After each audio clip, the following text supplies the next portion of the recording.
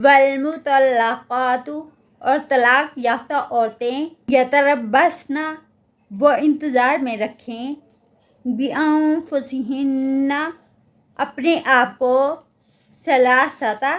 3 क़ुरूइन has वला और नहीं यहिल्लु हलाल लहुन्ना उनके लिए अन के यक्तुमना वो छुपाएं मा जो खलक़ल्लाहु पैदा किया अल्लाह ने फ़ी अरहामिहिन्ना उनके रहमों में इन अगर कुन्ना हों युमिन्ना वो ईमान रखती बिल्लाही अल्लाह पर वल यौमिल आखिरी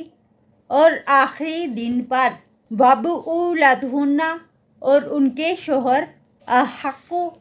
ज़्यादा हकदार हैं बिरद्दिहिन्ना उनके लुटाने के फ़ी ज़ालिका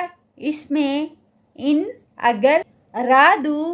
वो इरादा कर लें इस्लाहन इस्लाह का वलहुन्ना और उनके लिए है मिस्लु मानिंद अल्लाज़ी उसके जो अलैहिन्ना उनके ज़िम्मे है बिलमारूफ़ी भले तरीके के साथ वलिर्रिजाली और मर्दों के लिए है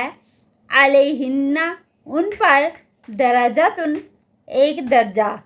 वल्लाहु और अल्लाह ताला अज़ीज़ुन बहुत ज़बरदस्त है हकीमुन बहुत हिकमत वाला है।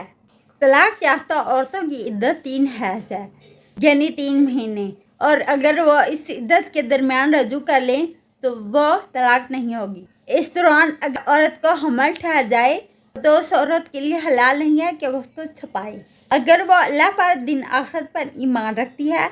तो वह ऐसा नहीं करेगी यानी हमल नहीं छुपाएगी। अगर वो इस्लाह का इरादा रखते हैं तो वह अपने शोहरों की तरफ लुटाए जाने की ज़्यादा हकदार है। औरतों पर भी शोहरों की मानिंद हकूक़ हैं